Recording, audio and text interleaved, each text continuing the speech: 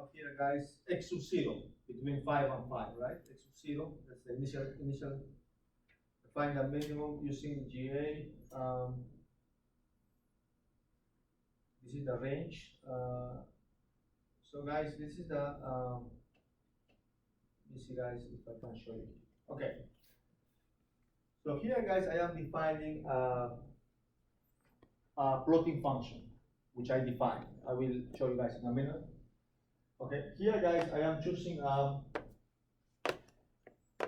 tolerance function of 10 to the minus 6. So I am saying, okay, do the calculation until the function doesn't change. Do the calculation until the tolerance change more than 10 to the minus 6. If it changes below, stop at 10 to the minus 6. I am also, guys, telling the model. Do 500 generations, 500 generations. Okay, and I'm telling the model, guys, use a population size of 5,000. I'm telling the model use 5,000. And I am telling the model, guys, use an initial population of x sub 0. And x sub 0 here, guys, I'm saying, okay, this is how I am defining my initial population. So I'm saying, okay, between 5 and 5, locate the population in this way initially. And then the model will start to, actually, I don't need to use, guys, this one. Example, let's say I don't know how to define my initial population, and I guys can do this. Example, you guys can say, okay, I don't know how to define that, so you guys can say, okay, I don't want to do this. I'm going to, guys, comment this one. Okay, I'm going to comment because I want the model to just randomly. So I can say, okay, I'm going to comment this, and then, guys, I'm going to let the model do the initial. Okay, so I'm going to comment this. I'm going to comment this, and then, guys, I'm going to say, okay, I don't want to do any initial population. The initial population will be automatically defined by the model. Okay. Okay, so, guys, I can run this, and then I am not defining any initial population. Okay, I can say, okay, I want to see the function. This is this, and then this is the. Now it's randomly. The model is choosing randomly the initial population. So you got rid of the initial population? Yeah, I get rid of the initial population because at the beginning I was kind of choosing the initial population, do it in this way. Put values here, here, here, here. Now I'm telling the model, do it randomly. And automatically, guys, if you see, the solution kind of starts to align there. Why? Because they were kind of, the low points are there. And then, guys, eventually it found the solution there. Right? Now I don't have initial population anymore. Right? Then, guys, sometimes you guys can choose, example, the population size. What happens, guys, if your population goes only to 500, example? Only 500. What happens, guys? Of course, it's going to be faster, right? It's going to be faster. But, okay, let's, guys, play with generation of 50 and population, guys, 50. And let's see if the model is able to find a solution, okay? 50 and 50. I run this, guys. Actually, guys, I'm going to get rid of this pause because I want the model to automatically run. So I will, guys, not have the pause anymore. And I will not have the pause anymore because I want the model to automatically calculate this. Okay, so I'm going to, guys, put Control C. Then I'm going to run this. I'm going to save. Then, guys, I'm going to run. Okay. Now, guys, you will see that I have only 50. I have only 50. Okay, and I have, guys, 50 generations, 50. Now you guys see that the model was able to find even with 50. The model was able to find the solution. I mean, probably it doesn't. It's not finding the exact solution, but it's finding more or less nearby. And the model automatically, as long as there is 50 generations, the model automatically will stop. The model will automatically, guys, stop. If you guys set up with 2020, probably it will not find a solution. So if you guys go here and tell the model, hey, I want to only 20 generations, probably it will not find a solution. Okay, so let me guys here go to example, population size, let's say 20 and generations 20. But this is too little. Oh, let's put 10 and 10. You guys will see that this is too little, and probably it will not be enough for finding the solution. If you save that, then you guys will see that with 10, there is no chance that you will be able to find a solution. Guys, did you find a solution? Yeah, it found a solution, but it found a bad solution, right? It didn't find a good solution because the model is finding the minimum after 10 generations. I know the optimal solution is this.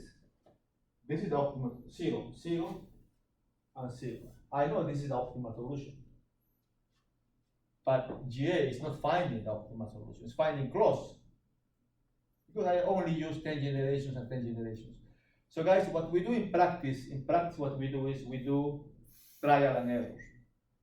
Like let's say we try with 50 generations, 100, and you guys have to choose the optimal number of generations. So guys, now let me teach you how to use some tricks here. Example. Guys, you have here crossover. Okay, crossover.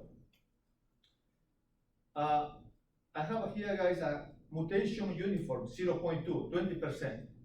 Crossover fraction 0.7. Okay, so here I'm telling the model, I want you to do crossover for 70% of the population, 70%. Okay, and I am telling do a mutation of 0.2, 0.2. So guys, when you have a very noisy environment, your mutation has to be relatively high. Here I'm telling 20%. So 20% will jump everywhere. If I choose the jump 0.01, probably it will not find a solution because it will not jump. Only 1% will jump, right? So guys, let's guys play with this. Example, guys. Let's say my crossover is 0.99. Let me guys play with this. Let's say guys, my crossover is 0.99. Okay, 0.99 or 0.98. And my mutation is 0.01. Okay. Oops.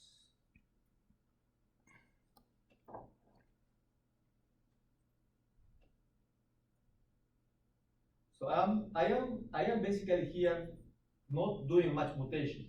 Everything is crossover. So guys, let's see if we find a solution. So here let's put a 50 and 50. So we can get a solution very quickly.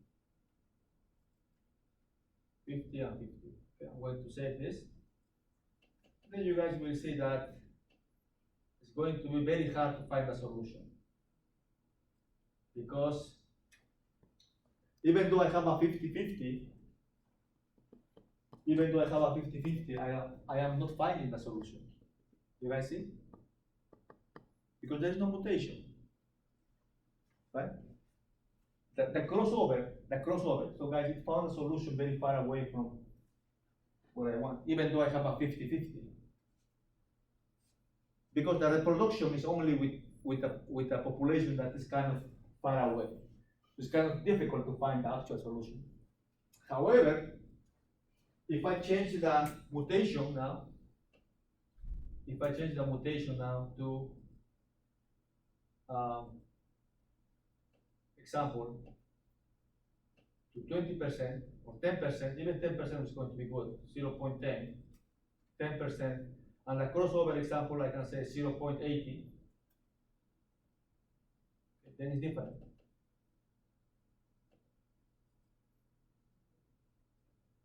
So now I have a better chance. You guys see now? I have a more population.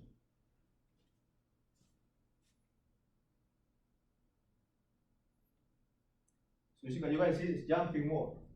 It's jumping more. Well, it didn't find a correct solution. But if I increase the mutation, let's say guys, I increase the mutation now, and I have a, let's say 30%. And this one needs to go down, say 0.68, 0.7. Then guys,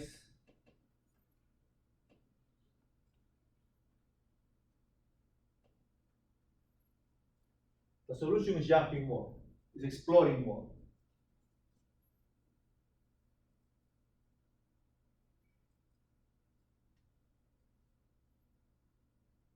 Okay, so you guys can see that we didn't find the correct solution yet. So example guys, if you're dealing with this problem, probably the issue here is not the mutation rate. The issue is what? The population size. You need to have more population because here you have too much, it's too big. So here you need to have, one, you need to have larger population. Two, you need to have a larger number of generations. So we can change example this one to 200, 200 without changing the, so here guys you can have example 200, 200, okay? So let's say we have the generation, we put 200 here, 200, and the population, let's say we have a 200. That will help a lot. 200 and 200. And you guys see that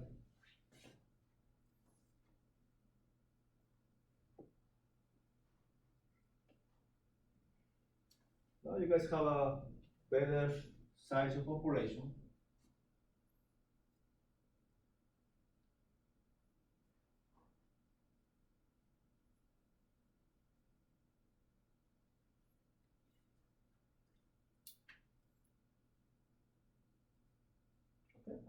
Basically now it found a solution. Right. So guys, if your problem is not to discontinuous like here, if your problem is more or less smooth, it's not a good idea to use a large mutation because the solution will keep mutating and mutating. It's not a good idea. So if you have a noisy environment, yes, you guys have to use a mutation of 20%, maybe 30% maximum. And if your solution is very smooth, the mutation should be no more than 5%, 3% or something like that. So you guys have to explore this, right? You guys have to explore. So now guys, I think it works fine. Now guys, let's choose a mutation of, let's say here, a mutation, 30% seems too high for me. I would say 15%, maybe something like that. 15% would be, I think, more or less reasonable. And the crossover should be more or less 70% or something like that. I think. Typically, guys, the values are 0.7 and 0.8. Most of the problems, the crossover is 0.7 or 0.8, and the mutation rate is typically below 10% or 15%. In some problems, 5%. Because here I have a noisy, I can use example 0.10. I think this is kind of a good value. So now I have the function, and this is performing more or less pretty well. Okay, I have a mutation of 10%.